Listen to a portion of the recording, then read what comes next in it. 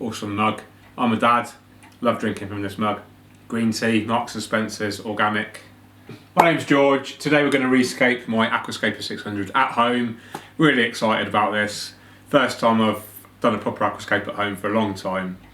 So if this is your first time watching my videos, please hit that subscribe button, hit that notification bell, and you'll get automatically notified every time I upload a new inspirational aquarium video. So I often get asked, why are you rescaping? The tank looks okay. And my answer is pretty much always the same. It's, I need a new challenge. I am self-employed. I do aquascaping for a living. So my aquascapes at home, they're part of that source of income. I write for magazines, I create YouTube content, I use photographs and videos for my own sort of marketing. And so it's important for me to create new content all the time. So when I believe an aquascape's complete, I've got that final photograph, that final video, then it's time for me to move on. And perhaps most importantly, I'm a hobbyist, and I need to fulfill my own desire as a hobbyist. So for me, creating new aquascapes is one of the best bits about the hobby. And any excuse and I will jump in and create a new aquascape, and that's what we're doing today.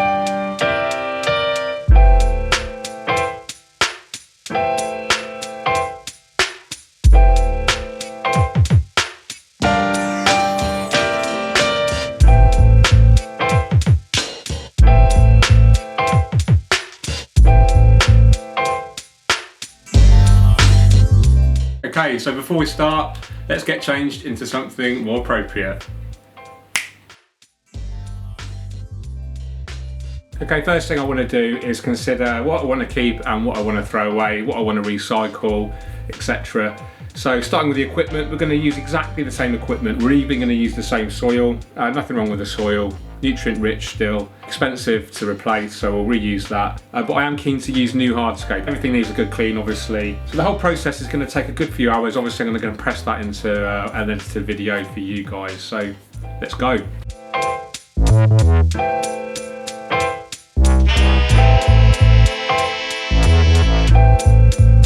Okay, first thing I'm going to do is remove as much of the hardscape as I can. Bear in mind the livestock, I don't want to stress them out too much and not cloud the water too much, otherwise I won't be able to catch the livestock so easily. Huge piece of mini landscape rock there, or Sirius stone.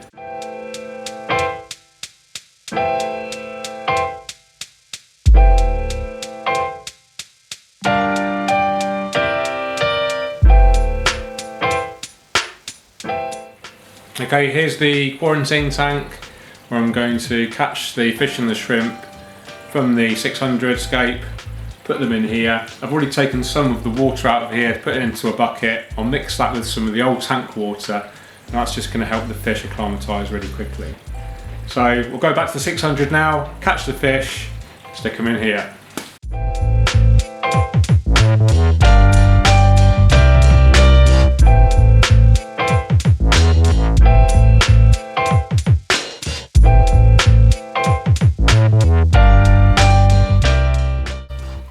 I just thought I'd show you guys that the grind is real. This is the mess that we make when we're aquascaping. So you see all these flawless, absolutely sparkling and clean aquascapes in a beautiful environment. They're not like that all the time whatsoever. Most of the time they look like this. So I just thought I'd show you a slice of reality, so to speak. Okay, so I've taken out all of the livestock, acclimatised them and put them safely in the quarantine tank. I'll show you that in a minute. So you can see the fish settled in really nicely in the quarantine tank, or hospital tank, just a holding tank basically. I actually really like the green neons in here, so I just might keep them in here for a while and choose a different fish for the new aquascape. Now it's a case of cleaning the glass, ready to do some actual aquascaping. So I've got a Denali Cleanator here, which is a really great product. It's like a wire wool on one side, sponge on the other. The wire wool is totally glass safe, it won't scratch your glass, but it gets rid of any stubborn deposits really, really easily. So, one of my favourite products at the moment. So I've just got a bucket of clean water there, and then we just attack the glass.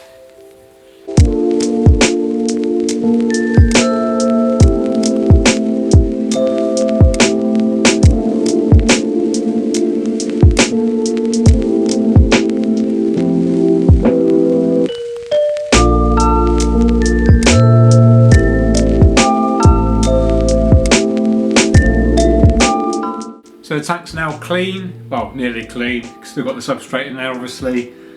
We're using the soil because it's still got loads of nutrients in there, loads of beneficial bacteria, and it's quite expensive, so might as well reuse it. Now it's time for my favourite part of the aquascaping process, and that's Hardscape. So let's have a little chat about Hardscape before we get started. Hardscape is the backbone of the layout. It's the skeleton of the layout. If you start off with a good skeleton, a good backbone, then you can create a strong aquascape. I'm going to go classic. I'm going to go for something that I enjoy. This is in my living room at home. It's my hobby, and so I want something that I really want to look at, sort of classic style nature aquarium, bits of wood sticking up, maybe some rocks around it, and then some really nice low maintenance plants. And I'll talk about the planting in more detail in a minute. Okay, first I'm going to put some wood in there.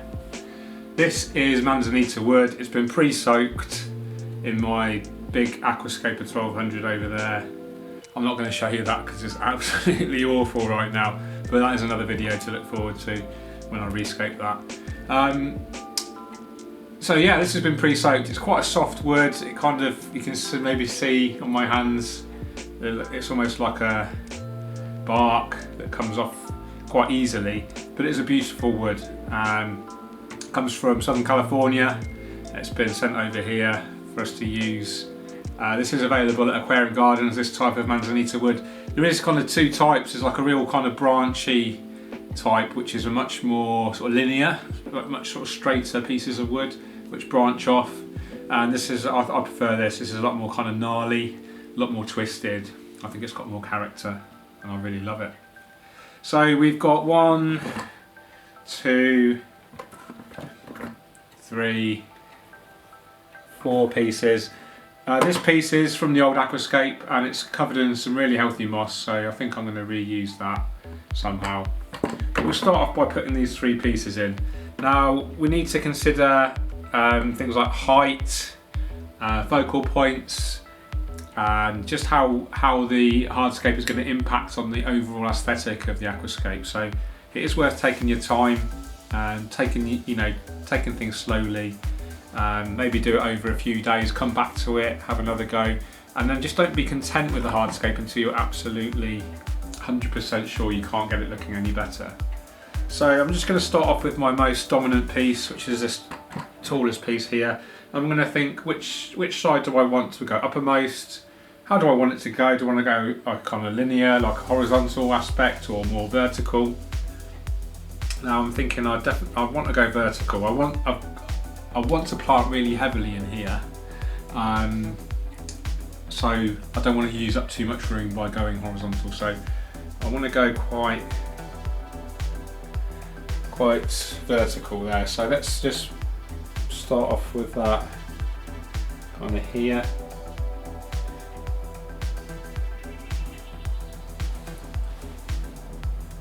And we can always experiment. You can just keep coming back to it, have a play. How this is going to look kind of best.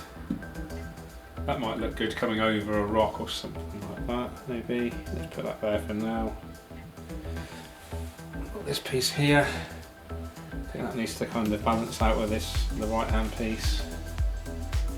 Something like that.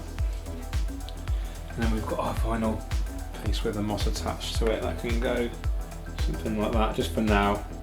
Okay, so that's the rough idea. By no means complete.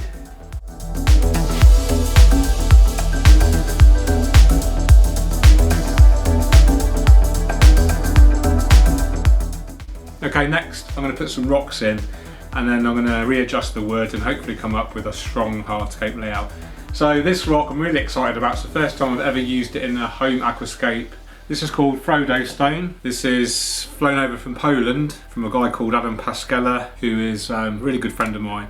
Very, very good aquascaper, Polish aquascaper. I've probably got about 12 kilos right here. I'm using sort of small to medium sized pieces. Just look at that, that's just beautiful. Look at the character. Really interesting stone. Usually I use mini landscape rock, sometimes dragonstone, but it just looks lovely. I don't think it has much influence on water chemistry. When I'm positioning stones, I also think about the rule of thirds. So if I divide the tank lengthways by about a third, position the stone accordingly, so it's a third of the way along the Let's put another stone in. Let's try this one here. This looks lovely as well. Excellent. We're making sure the stone sort of matches the texture of the other stone. If the stones look too different from each other, it tends to look a bit unnatural. Third stone here. We also want to make sure the rocks aren't positioned too close towards the glass, because that makes cleaning awkward. So it's important to look at it from front on, but it's also important to consider where you're actually going to be viewing the aquascape from. So I sit pretty much just behind where the camera is right now, so I think it looks good from there. I'm just thinking it looks a little bit empty on the left hand side, and we've got 4 stones in there, and I like to tend to use odd numbers when we're positioning rocks. So I'm going to put a 5th stone in there on the left. Going to add as a nice transition mid-ground stone there. Yeah, I'm happy with that.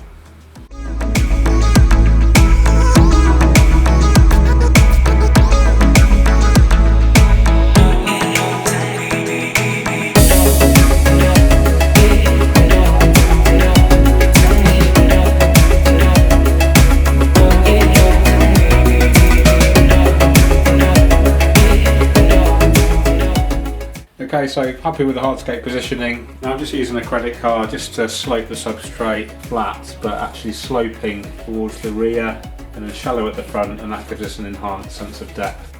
Cool, so now we're ready to plant. Now we're mainly going to use tissue culture plants. We're using a variety of suppliers here. We've got Tropica, we've got Aqua Nova, and we've got Denelay plants. So tissue culture are great. You might have seen me talk about them in previous videos, but basically they're grown in laboratory conditions, which means they're going to be free from algae, free from snails, not treated excuse me, not treated with any pesticides, and they represent really good value for money because you get loads more quantity of plants compared to a regular pot. So the plants may be smaller, but you get more of them. So really, really cool, and it's my preferred type of plant. My favourite way of buying a plant is in a tissue culture pot. So I'll go through every species one by one. I'll tell you where we're going to put it, I'll show you how we prepare it and how we plant it.